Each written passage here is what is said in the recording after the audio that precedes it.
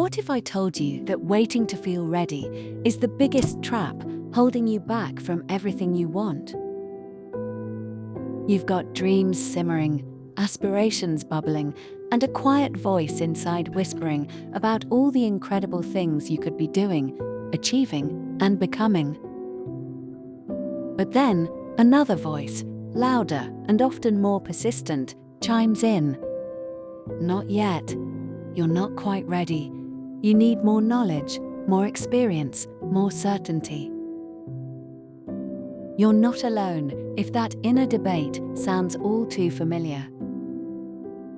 In this video, we're going to dive deep into why that feeling of not being ready is a universal lie, and how cracking open a simple email, jotting down a few messy notes, or just clicking start can literally change the entire trajectory of your life.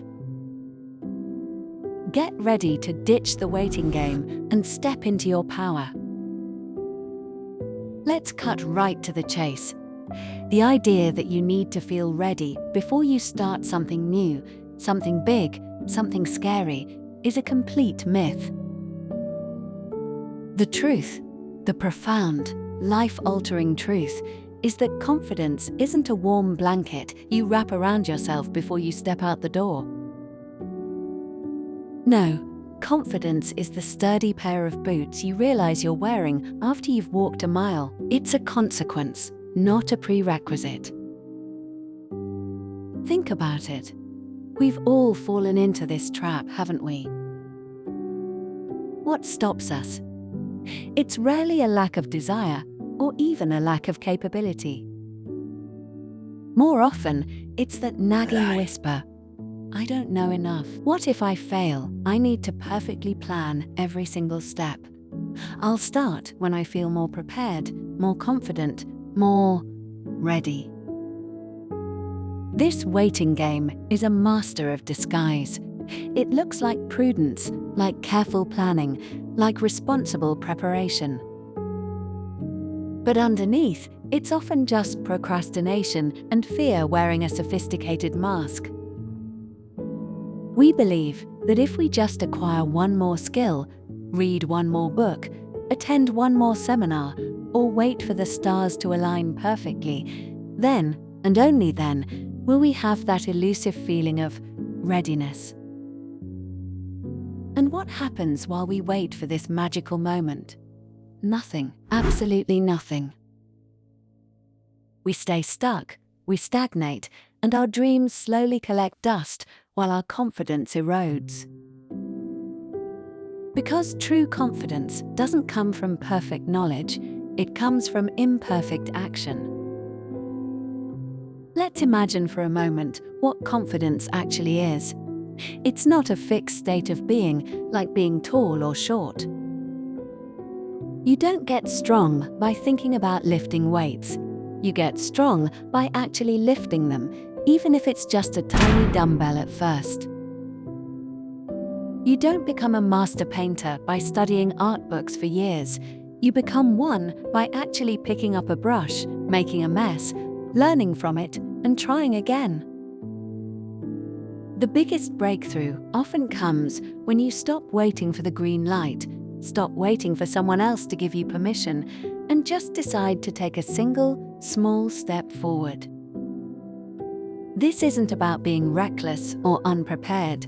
It's about recognizing that the perfect moment almost never arrives, and the feeling of readiness is often generated by the very act of starting, not the other way around. Consider Sarah, a young professional dreaming of switching careers. She's been researching for months, gathering information, attending webinars, but she just can't bring herself to apply for a single job or even update her resume. I don't have all the skills. What if I interview and make a fool of myself? I need to take another certification first, then I'll be ready. Her desk is covered in half-finished notes, course outlines, and job postings. She's bookmarked, but never clicked. The fear of failure, the fear of not measuring up, the fear of the unknown has her paralyzed. Then there's Mark, a student with a brilliant idea for an app. He's got the concept, the market research, even some sketches. He keeps telling himself, I need to learn more. I need to know everything before I start building.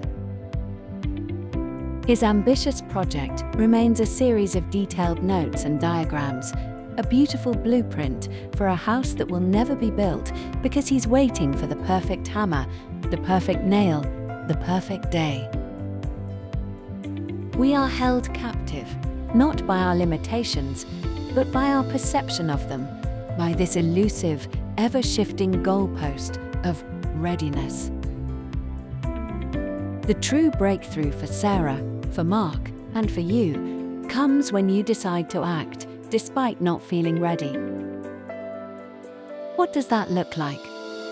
For Sarah, instead of trying to write a perfect resume in one go, she might simply open a blank document and write down 5 bullet points about her current job.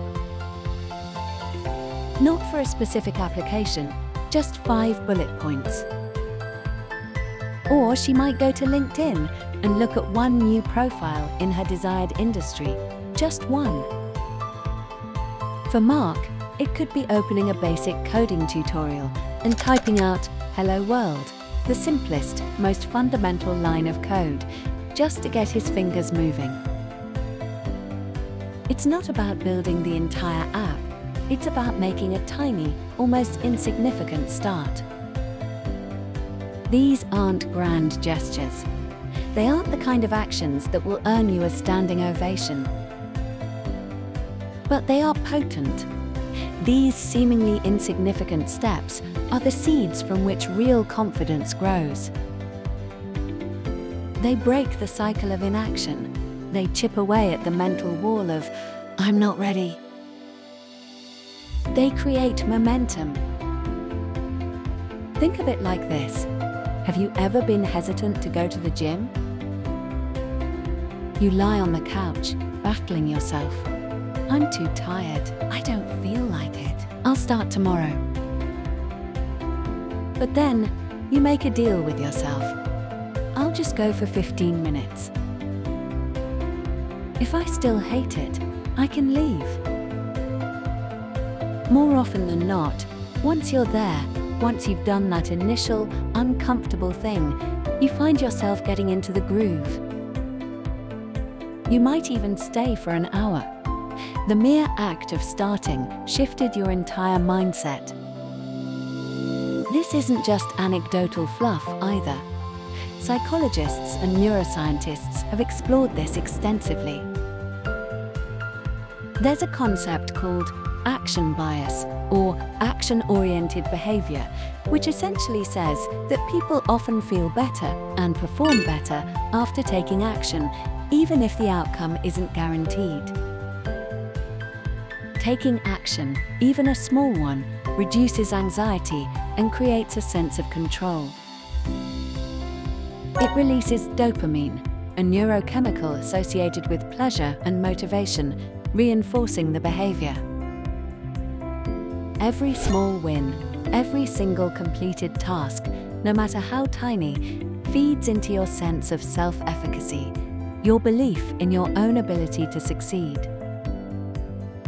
It's a positive feedback loop. Action leads to small wins. Small wins build confidence. Confidence fuels more action. Let's zoom back to Sarah and Mark. Sarah, after just writing those 5 bullet points, realizes it wasn't so scary. The next day, she adds 5 more. Soon, she has a rough draft of a resume.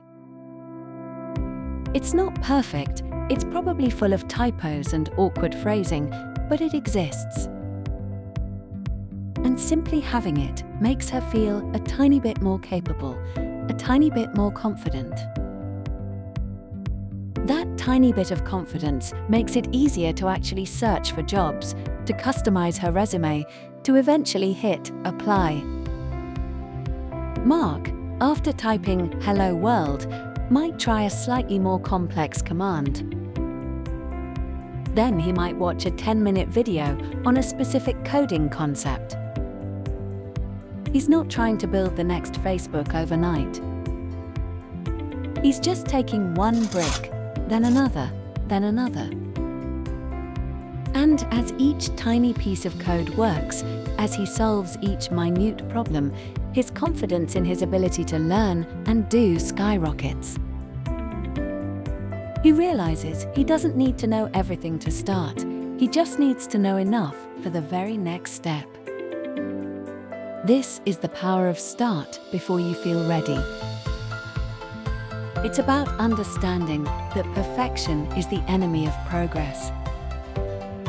It's about embracing imperfection as an essential part of the journey. Every expert was once a beginner. Every masterpiece started as a blank canvas. Every successful venture began with an idea and a terrifying, uncertain first step. Nobody starts at the top of the mountain. Everyone starts at the bottom, and they start climbing, often stumbling, often out of breath, often wondering if they should turn back. But they keep going, and with each step, the summit seems a little less daunting, and their belief in their ability to reach it grows stronger. So, how do you apply this to your own life, right now? First, identify one thing you've been putting off because you don't feel ready. Is it learning a new skill? Starting a side hustle? Applying for that dream job? Writing that book? Working on your health? Be specific. Second, break it down into the absolute smallest, most trivial, almost laughable first step. What's the very first action you could take that would move you forward, even by a millimeter? If it's learning a new skill, don't sign up for an expensive course or buy all the equipment. Just watch a 5-minute introductory YouTube video. If it's starting a business, don't write a business plan. Just open a document and brainstorm 3 possible names for your business. If it's applying for a job, don't overhaul your entire resume. Just find one job posting that interests you and read the requirements.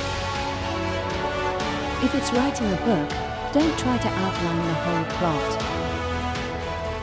Just write one sentence, any sentence, about your main character.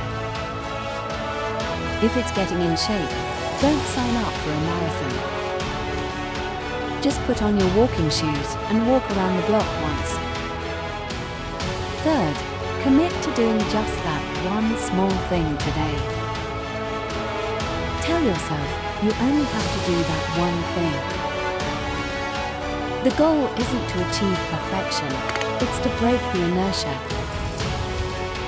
Remember, that feeling of readiness, that surge of confidence, often doesn't show up until you're already in motion.